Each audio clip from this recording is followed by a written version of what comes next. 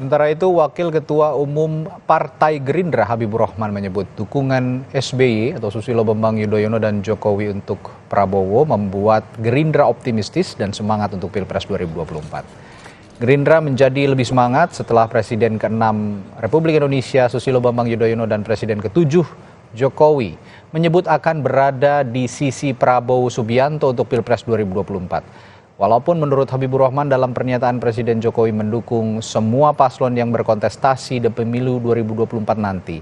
Soal memihak atau tidaknya, Habibur Rahman menyebutkan ada institusi yang mengawasi Pilpres ini.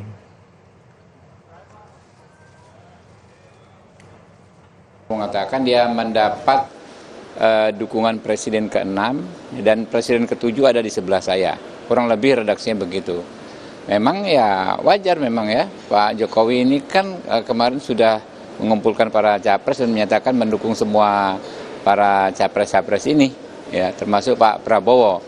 Jadi tentu itu menambah semangat kami ya, bahwa kami ini ya bukan hanya didukung oleh Pak SBY ya Presiden ke-6, tapi Pak Jokowi juga mendukung seluruh kontestan yang ada sekarang.